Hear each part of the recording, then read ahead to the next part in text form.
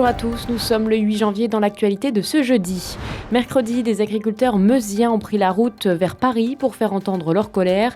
Malgré les interdictions préfectorales visant les convois agricoles, ils se sont mobilisés pour dénoncer des décisions sanitaires qu'ils jugent incohérentes. Les épisodes neigeux peuvent provoquer un danger pour les usagers sur la route. Pour assurer leur sécurité, les agents d'exploitation interviennent. C'est le cas en Meuse et nous les avons suivis. Chaumont poursuit son aventure européenne à Palestra. Le CVB 52 s'est qualifié pour les huitièmes de finale de la Challenge Cup face aux Grecs de Syros. Un coup d'œil sur la météo. Dans nos départements, les conditions restent hivernales et perturbées pour ce jeudi. Le ciel sera chargé avec des chutes de neige attendues tout au long de la journée sur l'ensemble du secteur. Les températures, vous le voyez, amorcent une très légère remontée mais restent froides. Ce mercredi, une centaine d'agriculteurs meusiens ont bravé les interdictions préfectorales pour rejoindre Paris. Retrouvés par des exploitants des Vosges, de la Meurthe-et-Moselle et de la Moselle, ils veulent faire entendre leur colère face à des décisions sanitaires jugées incohérentes et défendre la reconnaissance de leur métier. Une mobilisation symbolique. Célia Richard a pu les joindre sur leur trajet. Si les tracteurs sont interdits, les voitures, elles, restent autorisées sur les routes. Et les agriculteurs de la coordination rurale de la Meuse l'ont bien compris. Ce mercredi, ils sont partis dans la matinée en direction de Paris, malgré les arrêtés préfectoraux interdisant les convois agricoles. Les renforts arrivent, préparez-vous. Alors nous, en Meuse, on est super protégés, hein. On a un préfet qui ne nous impose rien. Par contre, à 3 km d'ici, dès qu'on passe dans la Marne, on est interdiction de circuler. Et là, une amende forfaitaire de 135 €, une mise en fourrière du véhicule. Donc, moi, en tant que responsable, je ne peux pas me permettre d'envoyer les gars au casse-pipe, de leur faire mettre sous séquestre leur tracteur, leur outil de travail. Donc, respectueux de mes adhérents, eh ben, voilà, on va faire une pause, on va se restaurer, on va faire le point sur notre organisation. De toute façon, on sera tous à Paris demain matin. Le but de ce cortège, soutenir leur président, mais surtout exprimer leur colère.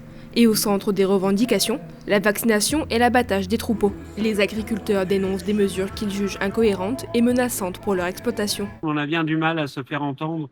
Et là, on s'est rendu compte, c'est vraiment quand a démarré l'histoire de la dermatose, nous nous sommes rendus compte que les pouvoirs de l'État n'avaient pas du tout de reconnaissance pour les agriculteurs et voulaient nous infliger des choses qui avaient un non-sens total.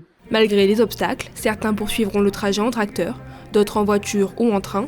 Des points relais et des aides logistiques ont été prévus pour garantir la sécurité. À 6 h, les agriculteurs étaient aux portes de Paris. Après une mobilisation au pied de la Tour Eiffel, ils se dirigent maintenant vers l'Assemblée nationale. Avec la neige et le verglas, la sécurité sur les routes devient une priorité. En Meuse, les agents d'exploitation sont mobilisés jour et nuit pour déneiger et saler les axes les plus exposés. À Verdun, nous avons suivi l'une de ces interventions indispensables pour maintenir la circulation malgré des conditions hivernales difficiles. C'est un reportage de Janice Gallard. Ils sécurisent les routes et encore plus en cette période. Depuis près d'une semaine, le gel, la neige et le froid s'abattent sur le territoire français et le département meusien n'est pas épargné. Donc, au fur et à mesure de l'avancement, on va voir l'état de la route, c'est pas du tout le même. Là, il y a des résidus de neige, en suspension, et plus on monte et plus ça va être visible. Dès fin novembre, les agents des routes œuvrent pour déneiger et saler. Parmi les zones ciblées se trouve le plateau de Douaumont à Verdun, bien couvert de neige. L'an passé, sur l'hiver dernier, c'était 5000 tonnes de sel qui ont été mis sur les routes du département. Et depuis une semaine, nous avons déjà utilisé 5000 tonnes. Mais là, cette année, on ne l'avait pas connu depuis 2018, me semble-t-il, nous avons un vrai hiver. Et ben là, on va déneiger. Je vais poser le radeau et puis mettre du sel en même temps. 27 déneigeuses sont disponibles sur l'ensemble des 3600 km de routes départementales meusiennes et 73 agents des routes sont mobilisés 24 heures sur 24 et 7 jours sur 7 en réalisant parfois des astreintes, y compris de nuit. Selon les besoins, on ajuste le grammage du sel, la largeur de salage, selon la largeur de la route.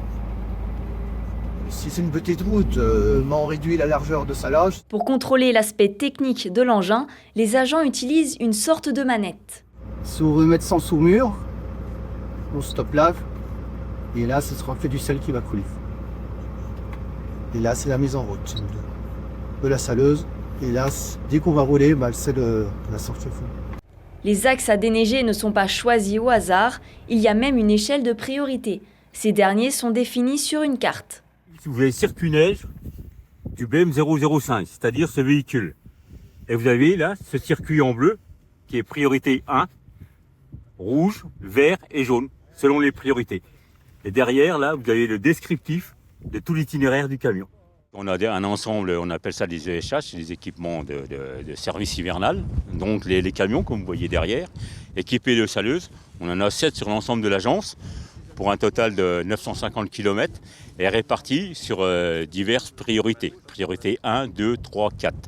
Donc par exemple, l'avant-nuit dernière, l'épisode nuageux nous a permis de faire que la priorité 1. Parce que l'épisode neigeux, quand on passe sur une priorité 1, une heure après, on ne voit plus rien, donc on recommence.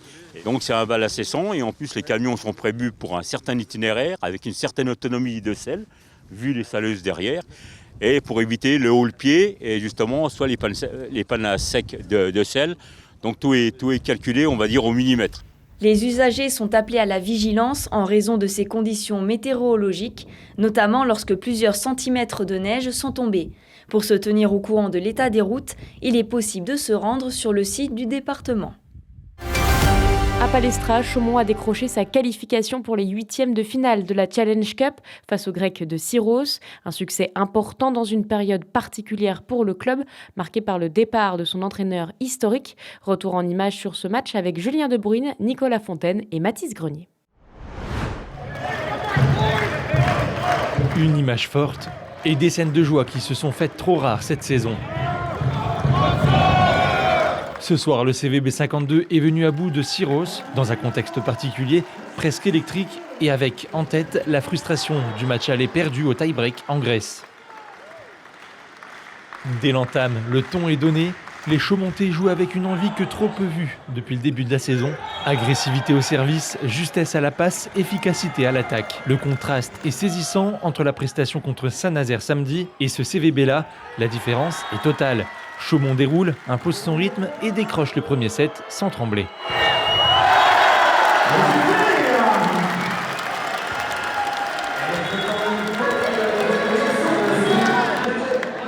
Ça n'a rien à voir, c'est le jour et la nuit, on comprend pas, c'est pas plus mal, c'est aussi bien, pourvu que ça dure.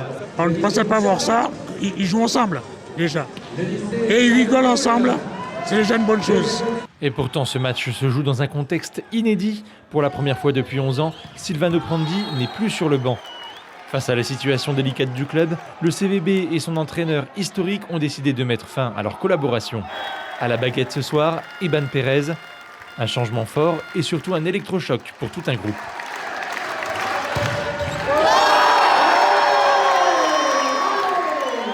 J'ai essayé de donner un petit peu mentalement qui prend plus de confiance. J'ai appris beaucoup de choses de Silvano. Le temps que j'étais là, je suis là encore.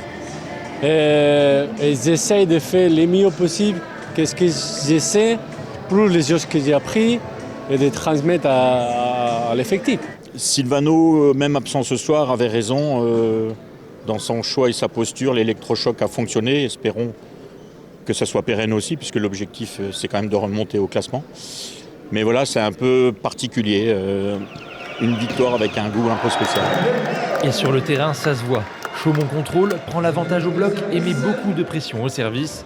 Syros recule, subit, pendant que le CVB joue juste et simple, mais joue surtout libéré. De 7 en 7, la qualification se rapproche et sans trembler, Chaumont s'impose et valide son billet pour les 8e de finale.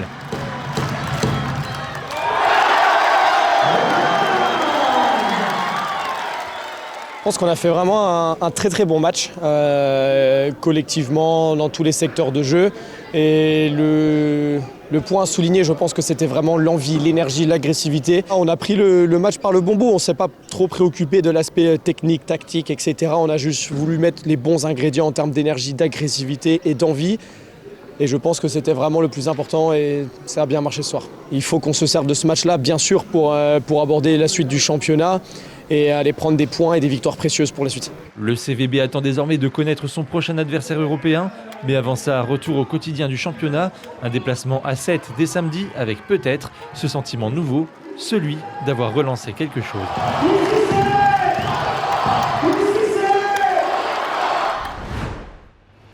C'est la fin de cette édition, merci de l'avoir suivi. Dans un instant, la météo. Restez avec nous, l'info continue sur Puissance Télévision et puissancetélévision.fr. On se quitte sur ces images de notre émission Territoire. Bonne journée.